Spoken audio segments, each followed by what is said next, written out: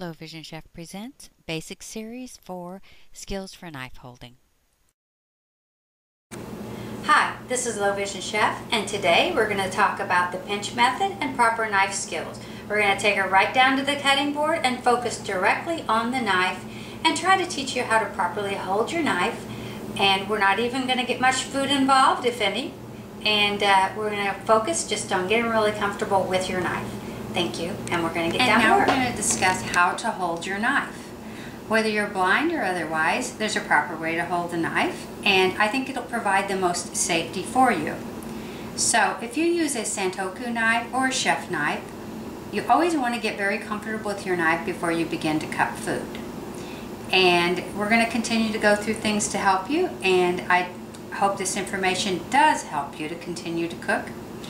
Now, the one thing you want to do when you pick up any knife is you'll find that the manufacturer has built in a place for you to wrap your fingers. And you will feel on the handle there's a little indentation right after the blade on the underneath side for you to put your fingers. That's where you wrap them. But some people get a little confused because that's where you're supposed to wrap your pinky finger, your third finger, and your ring finger. And I said those in the wrong order, but that's where you're supposed to wrap those three fingers. Your index finger of your dominant right or your knife holding hand, should be comfortably positioned to the left and the right at the upper part of the blade. And when I say upper part, the dull top part of the blade. Okay, and regardless which knife you're using, if it's a knife that's got any size blade to it whatsoever, this is what you should be doing. You should be pinching the top of the blade towards the very top of the blade, the upper part on the left and the right where the handle is. So that then kind of get yourself a nice comfortable position. Now, I have some finger problems with my index finger and with my hand, but then you'll find you're using your palm to push down because that's where the position puts you, rather than using your fingers or your hand. Now, another thing that you want to realize is that you never want to lift the front or the pointed part of your knife up off of your cutting board. If you have a knife that's nicely fitted to you, that reduces the chance of you getting hurt. So the front part, and I have a Santoku in my hand here, which is orange, which provides me some contrast, but it's rather small. I can still cut a lot of items without lifting the front of that off. So what you want to do is hold the front of the, which would be near the point of the knife, and it doesn't, the Santoku is good because it doesn't have a point that goes straight out. It's more on the downward, so it's not as easy to kind of skewer yourself a bit.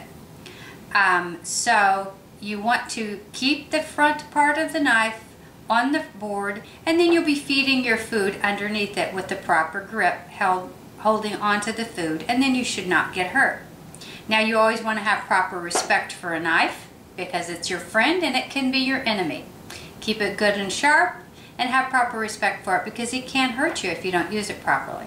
You have to use proper knife skills. So again, thumb on the left side of the top upper part of the blade, index finger on the right side of the upper part of the blade.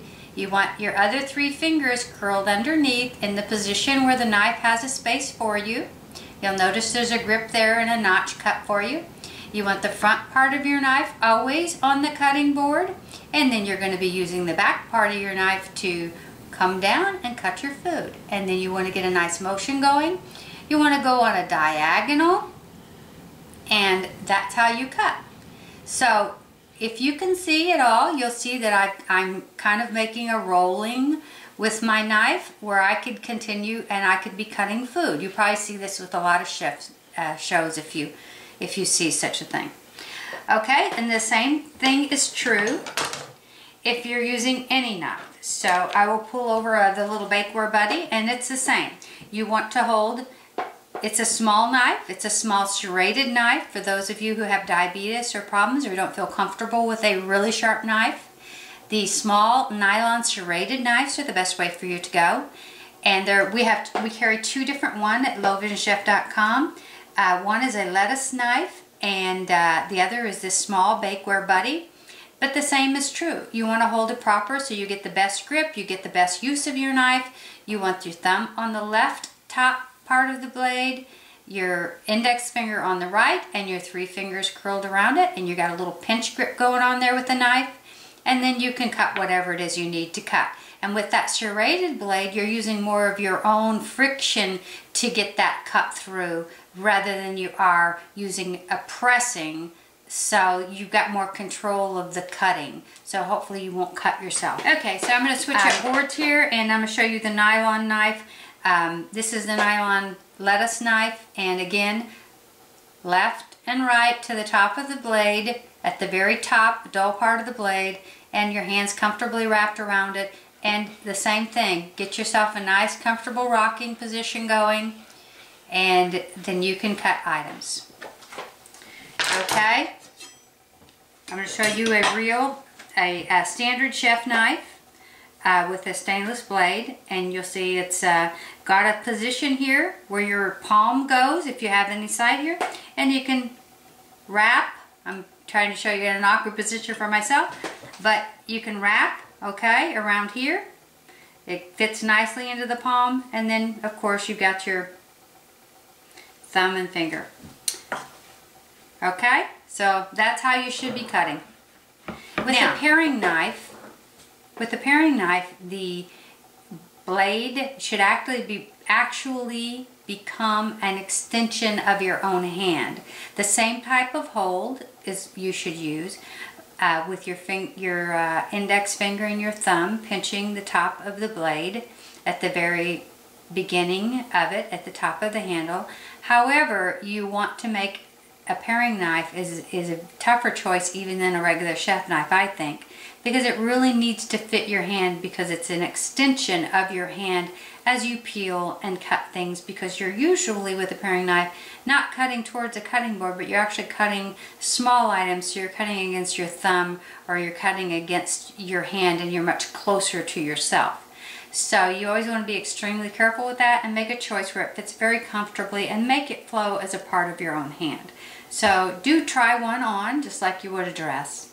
So I think I've covered some knife choices, and we have different knife choices. There's so many to choose from. We could talk all day about it, but I've gone over some of the very basics, and there are ceramics, there are stainless, there are chef knives, there are santokus, there are bread knives, there are boning knives, but whatever knife is your favorite is the best knife for you. Whichever knife you feel comfortable with is the best knife for you. To using our knife like a pro. Welcome, and thank you for visiting Low Vision Chef. Have a great day and keep cooking.